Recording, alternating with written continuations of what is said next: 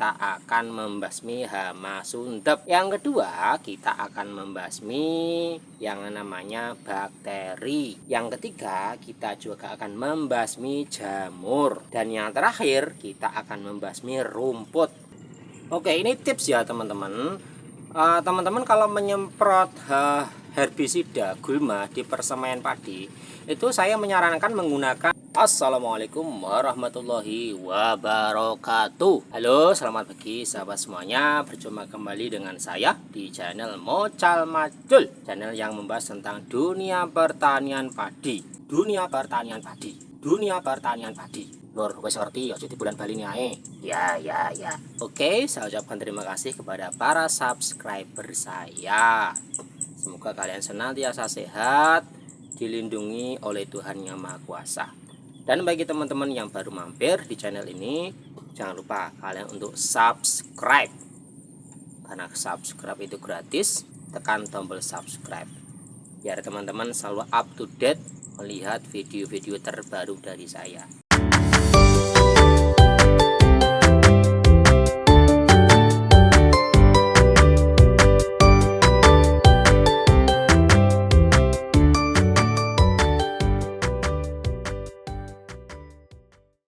Selamat datang di channel Mocal Macul, channel yang menemani Anda dalam bertani.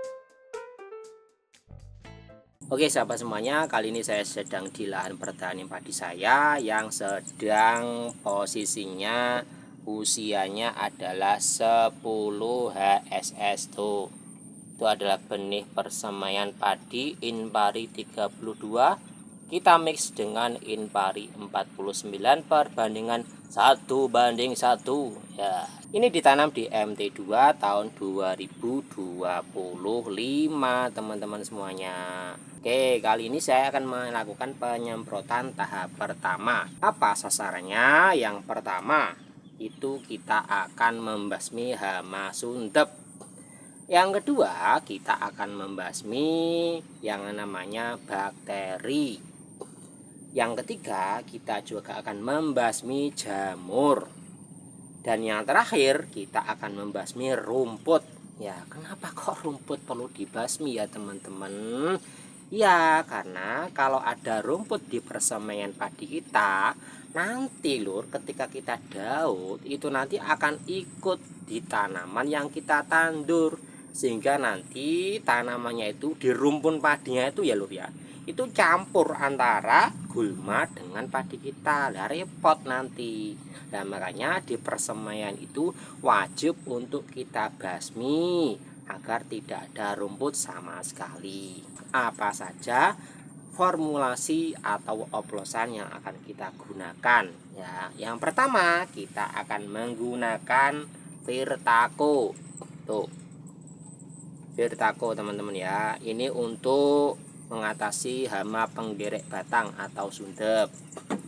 Yang kedua, bakterisida dan fungusida kita akan menggunakan Zephyr. Ini sifatnya kontak. Berikutnya ya, jangan lupa kita juga akan menggunakan pupuk daun ya teman-teman, Gandasil D ya. Ini sudah dari dulu nenek moyang kita, mbah-mbah saya selalu menggunakan ini ya. Dan saya amati pupuk daun yang paling bagus ya menurut saya selama ini ya, ini yang serbuk ya, yang serbuk Gandasil daun, karena dia bisa larut sempurna dalam air. Dan yang terakhir untuk membasmi gulma purna tumbuh, kita akan menggunakan herbisida Narkis ya. Ini spesialis untuk purna tumbuh, baik yang daun lebar maupun yang daun sempit sudah jadi satu ya teman-teman. Oke, cekidot, langsung saja kita amunisikan semuanya menjadi satu larutan dalam satu tangki. Oke, langsung saja cekidot teman-teman. Zephyr-nya 2 sendok makan.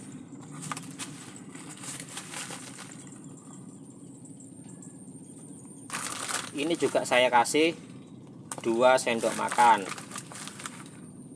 ya, 2 sendok makan. Untuk mengatasi sundep ini kita berikan setengah tutup ya teman-teman semuanya ya, setengah tutup ya. Terus yang terakhir ini herbisidanya. Ini kita berikan satu tutup ya teman-teman. Satu tutup ini ya 10 cc ya. Terus jangan lupa gunakan perekat ya. Kita berikan 1 sendok makan cukup.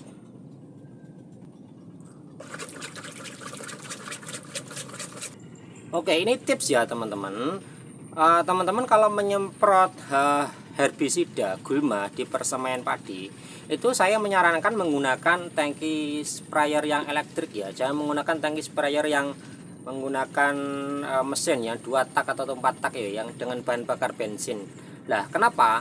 Karena kalau menggunakan tangki sprayer yang elektrik, teman-teman itu bisa menjangkau sampai jarak terdekat, sehingga nanti penyemprotannya itu diusahakan benar-benar sampai ke dasar.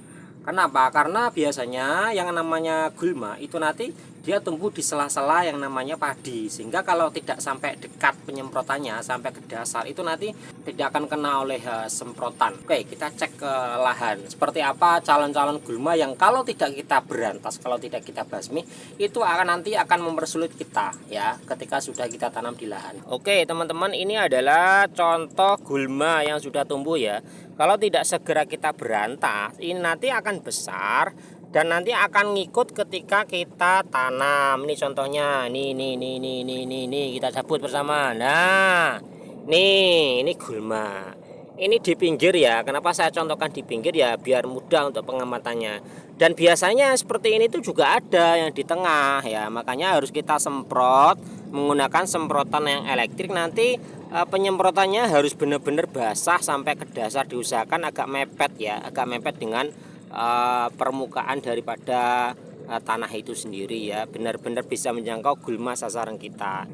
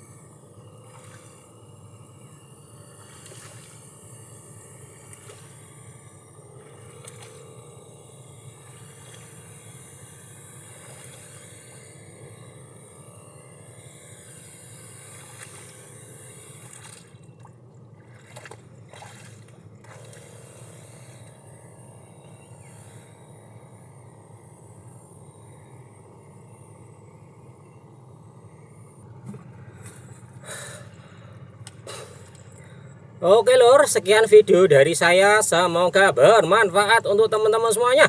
Jangan lupa kalian untuk subscribe, like, dan komen. Oke ya, sekian dari saya. Assalamualaikum warahmatullahi wabarakatuh.